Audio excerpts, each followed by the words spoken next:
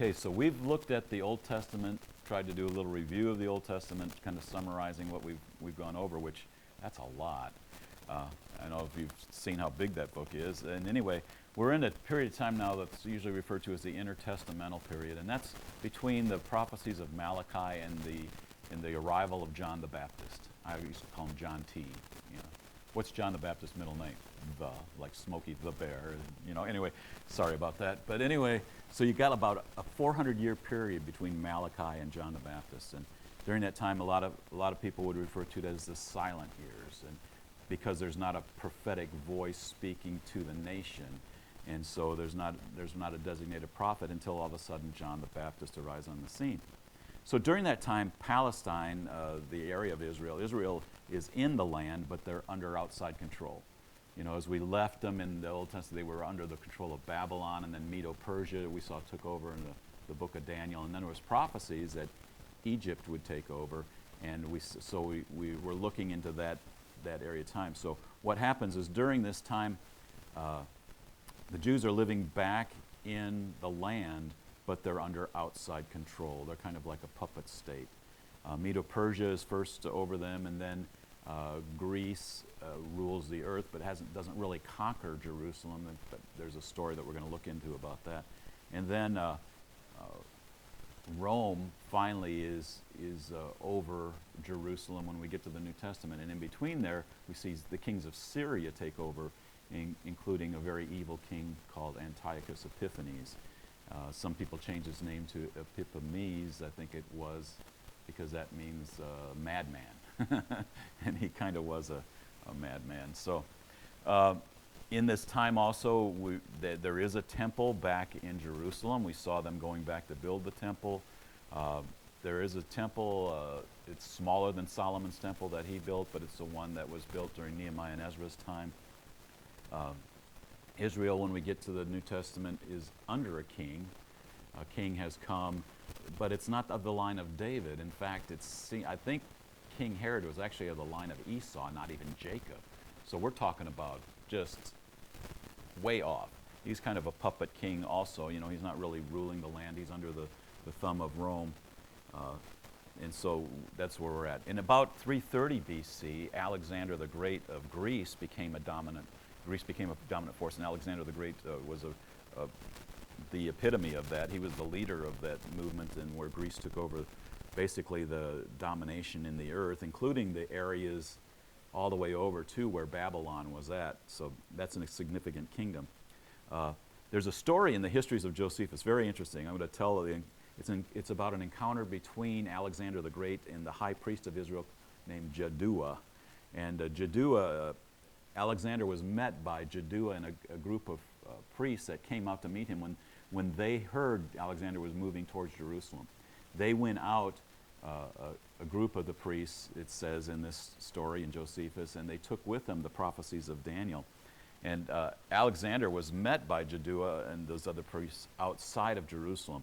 And then as Alexander met the priests, he told of a vision that he had had the night before, that God had showed him an old man coming to him in white garments who would show him something of great significance.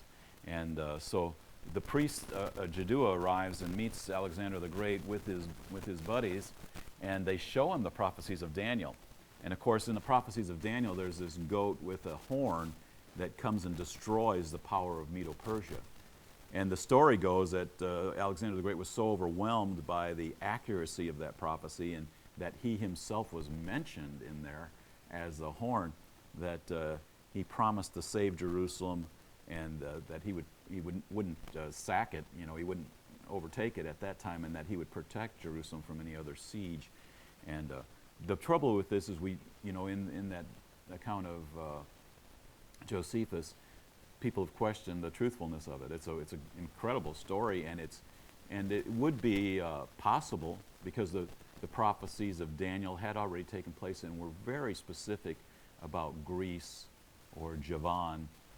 I think it is probably in the Hebrew actually there, taking over and ruling in Medo-Persia, taking it over. So anyway, at that time, Greek became the language of communication worldwide. And this was a significant development in that when we get to the New Testament, what language is the New Testament written in? It's written in Greek. Well, since Greece, the empire, had taken over, and even though Rome at that time was now more in power, the Greek language was still used as the language of communication, worldwide. And so significant for the time when Jesus would come into the world. There's also that time as Rome was ruling, they called it Pax Romana, or Roman peace. And what happened during that time is the pirate problem on the seas was pretty well settled by the Romans, and good roads were built. And so we see that the very possibility of what was spoken of in Galatians 4:4, that in the fullness of time, it says, in the fullness of time, let me get there, but when the fullness of time, the time came, God sent forth his Son, born of a woman, born under the law. So we see that the fullness of time seems to probably incorporate some of these things, like the language. There's a language of communication throughout the world that would have been established. The peace that people could travel from one place to another, the roads that were built, and the seas that were calmed from the pirates, so that at that time, we see the New Testament written, and then the missionary journeys of Paul going out. He had a language to communicate with. He had roads that were easier to travel, and that there was a peace that had been established pretty much in the Roman Empire. So, what we see at that time, this really was a fullness of time where God could send his Son, and the message could get out in that era and that season. So in about 284 BC, during this time of the intertestamental period, the Hebrew Scriptures were translated into Greek by 70 scholars, and they called this the Septuagint, because Septuagint simply means 70. And so they took the number of scholars, named it for the Greek Old Testament, and so that's what we have even today. It was used in the early church a lot. It seems like some of the writers of the letters actually quoted the Septuagint sometimes, rather than the Greek or the Hebrew Scriptures. So they were quoting the Greek Scripture of the Old Testament over the Hebrew, it seems, at sometimes in the New Testament. Later, there was this evil man that came along, Antiochus Epiphanes. He was in power. He was a ruler, king in Syria, and he subdued Jerusalem. And during this time, then, he later massacred thousands of Jews in Jerusalem and invaded the temple and actually sacrificed a sow, a pig, on the altar of the holy place. And it says his escapades, these things that he did here, were actually prophesied by Daniel. And this act became the prototype action that we refer to is referred to in the Bible as the abomination that makes desolate, or the abomination of desolation. Jesus referred to it. It referred back to a time, at Jesus' time, it referred back to Antiochus Epiphanes, but also referred to a future desolation in the temple also, it seems. So it's good to know that information. At that time, Judas Maccabeus, with his father and 4 brothers, rose up in a revolt against the Syrian kings, and they captured Jerusalem and cleansed the temple. This was called the Day of Dedication, and the Feast of Dedication is still celebrated even to this day, memorializing that event when the Maccabeans, Judas Maccabeus and his brothers and father, rose up and led a group to free Jerusalem from this captivity. So the Maccabees, 1st and 2nd Maccabees, are in the intertestamental books in the Bible, and there are history books that it would probably do you well to read. The word Apocrypha, which is those middle books between the Old Testament and the New Testament that are in the Catholic Bible, the word Apocrypha means questionable or not genuine. Some people even say false, but basically it's just saying these don't have the same authenticity and kind of inspiration that the books that are in the Old Testament and the New Testament have. Between the Testaments, there was a lot of activity that was going on. There was the beginning and the expectation that Messiah was coming.